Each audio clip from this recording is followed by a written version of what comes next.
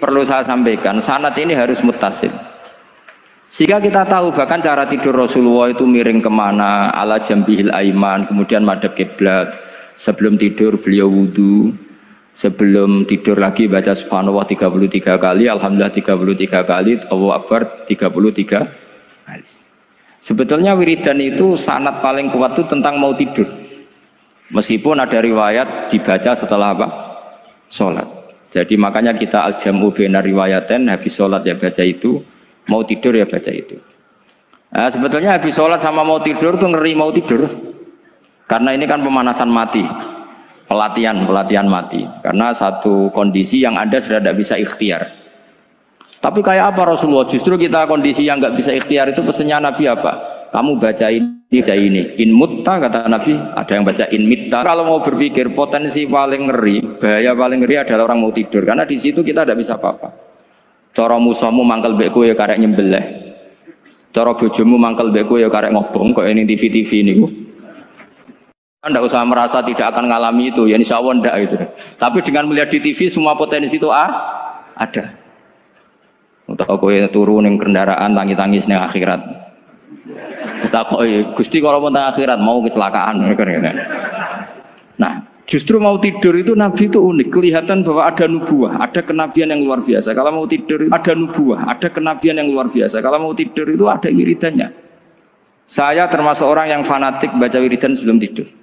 Jadi jangan kira kalau Selasa sholat jarang wiridan, tidak punya wiridan di tempat lain. Itu sangat suudzon yang menyakiti. Saya punya cara sendiri untuk ingat Allah itu, terutama mau tidur. Sampai istri saya itu protes.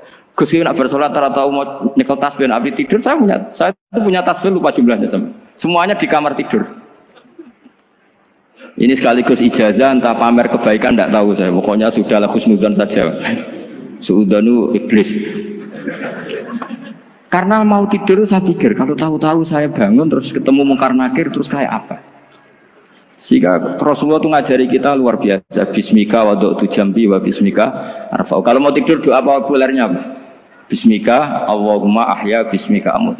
Hafalnya gitu dok. Saya hafal banyak. Allahumma rabbas samawati sab'i wa rabbal arsyil azim rabbuna wa rabbu kulli syai' falikal habbi wan nawa.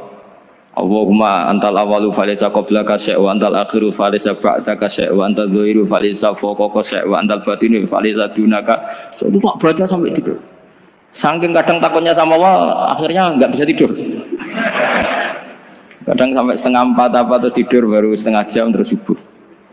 Jadi kalau melihat tren itu kayaknya saya bakat wali gitu. Kalau trennya seperti itu terus. Tapi sayangnya tren seperti itu jarang makanya terus tidak jadi wali-wali gitu.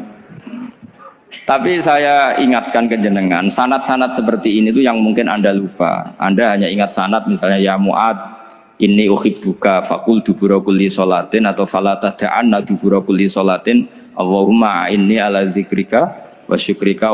Kamu lupa bahwa saat paling krusial dalam hidup Anda itu tidur. Sehingga disebut wa min ayatihi manamukum bil-laili wan. Itu dari segi krusial gawat darurat, setiap saat Anda bisa mati. Belum urgensinya tidur untuk melawan maksiat.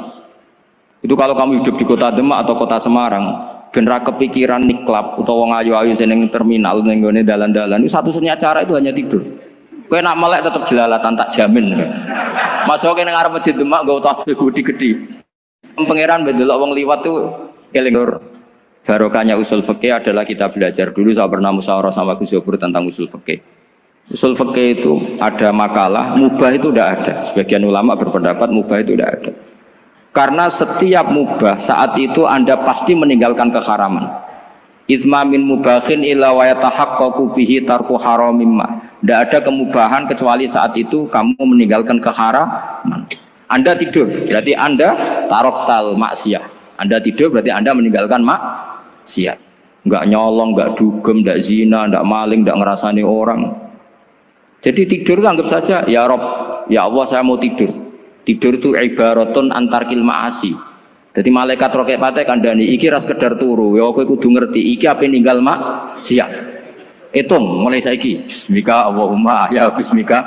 Amun ayo roket patet hitung. Anggap ini kiat meninggalkan maksiat. Terus turun 6 jam berarti tidak maksiat 6 jam. Meskipun akhirnya maksiat karena bangun jam 7. Artinya maksiat ra subuh gitu. Tapi betapa krusialnya ulama. Ulama lah yang mengajarkan kita tidur itu rohatan lil abdan, untuk istirahat. Kita pulih lagi, bisa kerja lagi. Pak Bupati bisa ngantor lagi, Pak Kapolsek, Kapolres bisa ngantor lagi.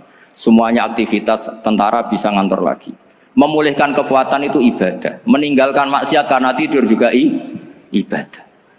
Tidur saja ibadah. Ini barokatnya umatnya Rasulullah Shallallahu Alaihi Wasallam. Senyaman itu. Coba kalau kamu jadi umatnya Nabi lain, wah itu beratnya bukan main.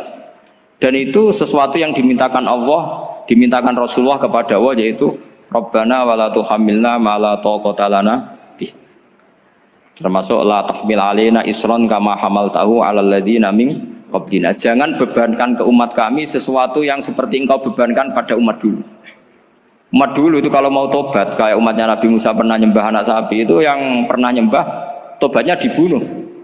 Liyaqtulal bari'u minkum al mujrima, yang terbebas dari menyembah anak sapi disuruh bunuh yang pernah menyembah anak sapi. Fatubu ila bari'ikum faqtulu anfusakum. Mau beratnya kayak apa? Kalau orang sekarang tobat cukup suan Pak Rosid, salami tembelak 100.000, dipandu caranya tobat, diwari istighfar.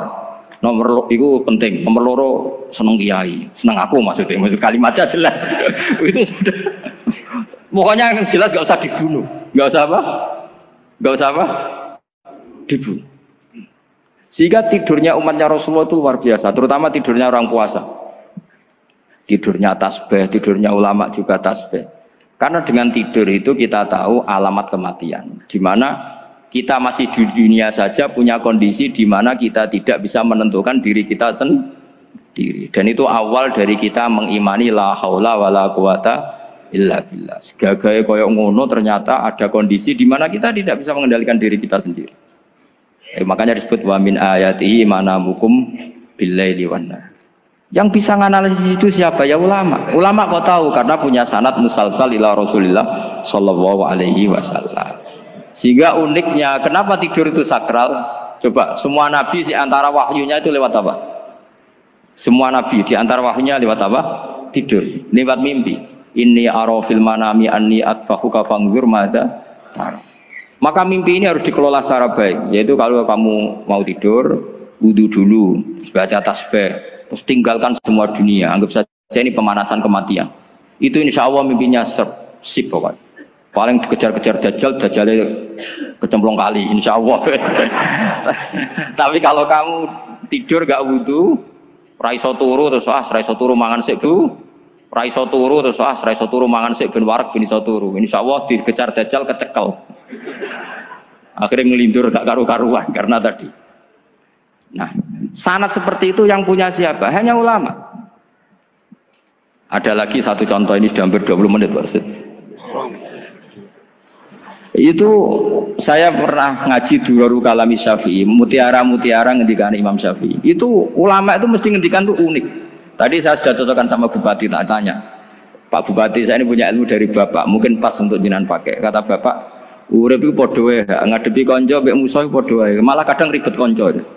Dulu saya itu iskal itu janggal. Tapi setelah ngaji Duraru Kalami Syafi'i yang ada di Muqaddimah kitab Majmu', Muqaddimah Syarhul Mu'adzab Imam Nawawi, Imam Syafi'i ngendikan gini, man ahsana ilaika faqad qayyadaka. Wong apiki kowe nyancang kowe. Kayak Pak Rosid itu apian mbak aku. Ngerti sarang sowan mampir, gayane apian. Jebule nyancang. Awas nak teko ning Demak. Itu faqat qayyadaka, nyancang kowe. Tapi waman asaa ilaika faqat atlaqaka. Wong sing eleki kowe iku penak bebasno kowe. Kowe tau diutangi wong kancamu ta musuhmu? Sing biasa utang kowe lho. Kanca. Kowe numpak mobil ketemu musuh enak ra usah nawani, nek ketemu kanca monggo bareng. Sing ngel-ngelo kowe kanca ta musuh. Artinya gini, kanca ya barokah, nggo perjuangan, musuh ya barokah mergo ora tau utang. Jadi segampang itu ulama melihat kehidupan tuh. Man ahsana ilaika faqad qayyadaka wa man asaa ilaika faqad atlaqaka. Jadi akhirnya kita hidup itu berkah terus. Di konco ya enak kados kula di konco Gus Yofur nak kula mboten saged fikih musyawarah, ra iso tasawuf musyawarah. Di konco Pak Rosid, konco rai sederhana. Pokoknya duit. Tadi kurang contoh. Kalau rai Arab kan enggak sederhana, Pak. Wajahnya mewah terus. Ya. Ekonominya juga sederhana. Saya sama Rosid sama-sama gak kaya. Jadi ada nyotokan kan Gus Zofur sama Gus Baknya ngebis. Memang saya sering sama Gus Zofur ngebis sampai sekarang masih sering. Bukan karena miskin yang jelas itu pilihan itu. Jadi ulama itu segampang itu melihat kehidupan. Saya termasuk kiai muda yang nggak takut mati, bukan karena yakin di surga gitu, karena saya sering baca berdoa. Allahumma ya Allah, kata Rasulullah, kamu harus berdoa ya Allah, ij'alil hayata ziyadatan li fi kulli khairin wal mauta rohatan li min kulli syarrin. Mungkin sekarang kita ada zina, mungkin sekarang kita ada korupsi, mungkin sekarang kita ada maling, tapi potensi itu tetap ada. Yang bisa ngakhiri itu apa? Kematian. Maka anggap saja kematian itu rohatan li min kulli syarrin, semua mengakhiri semua keburukan.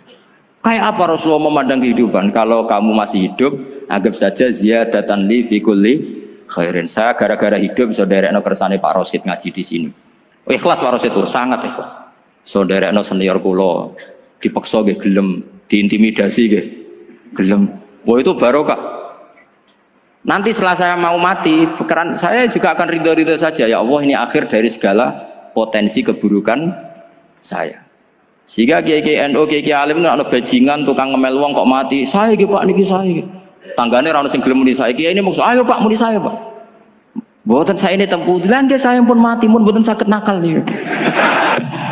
Lha jenenge rohatan li min kulli syarrin. Kalau mayit ya rohatan lahu min kulli syarrin. Kayak apa sanad kita ke Rasulullah? Kabeh itu dimana jadi ibadah. Al hayat ziyadah fi kulli khairin, al maut rohatan min kulli syarrin. Kenal Pak Rosid ya ibadah, apalagi kenal Gus Zofur ibadah, kenal Bupati ibadah, konco perjuangan. Kok kenal preman ya ibadah, konco latihan dakwah. Anggapnya latihan ngelola rehab. Kenal polisi ibadah, jaga stabilitas nasional. Kenal ABRI ibadah, jaga NKRI. Kenal orang nakal ibadah, dianggap pembina. Semua itu ibadah. Kayak apa ajaran agama ini? Semuanya baik-baik saja. Tergantung niat. Tapi sanad ini siapa yang punya? Hanya ulama. Nah ulama itu siapa? Ya orang yang kamu ketemu. Dalam konteks ini Mbah Mun. Mbah Mun ngajari kita macam-macam. Mbah Mun ketemu orang siapa saja hormat. Saya kemarin bikin makalah untuk beliau, termasuk saya cerita dari riwayat Rasul akli ba'dal iman billah at-tawaddud ilan nas wastina'ul ma'ruf ila kulli barrin wa fajirin. Inti iman setelah akal menentukan kita iman kepada Allah, akal setelah mengantarkan logika iman kepada Allah, akal itu kita gunakan at-tawaddud ilan nas supaya kita bersikap simpatik dan melakukan kebaikan kepada siapa saja. Karena barokahnya kita simpatik nak ngandani wong nggih gampang. Misalnya kita di kiai alimo sundul langit sampean mbek tonggo modit, ketemu wong perengut, sing ape ngandel iku sapa? Sementara sing preman, ayo ngopi nggonku sik tenang ae. Sing kiai ini orang begawean ngene kopi kowe. Akhirnya sing preman sakhok di pengaruh, sing kiai ini bakhil gak duwe pengaruh.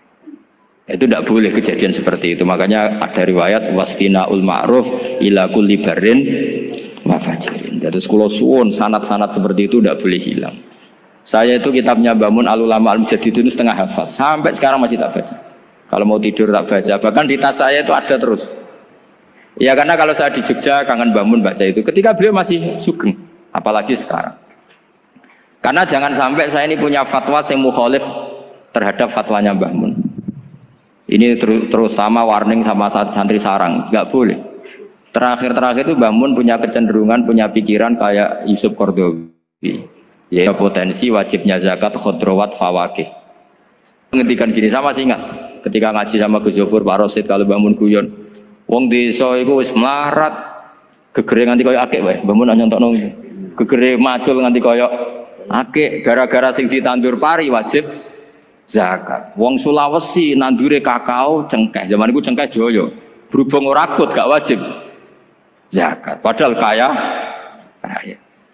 Jadi fenomena itu sering diutarakan beliau. Lama-lama beliau ngarang di Al-Ulama Al-Mujaddidun, beliau mengutip pendapat Ibnu Katsir, tentu di era modern kayak Yusuf Qaradawi. Sebenarnya Yusuf Qaradawi sendiri bukan mujtahid, dia yang muqallid juga.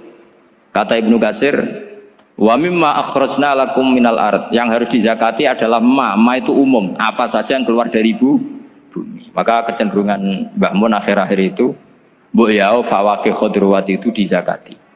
Tapi beliau tentu tidak ilzam ya, karena beliau sangat syafi'i.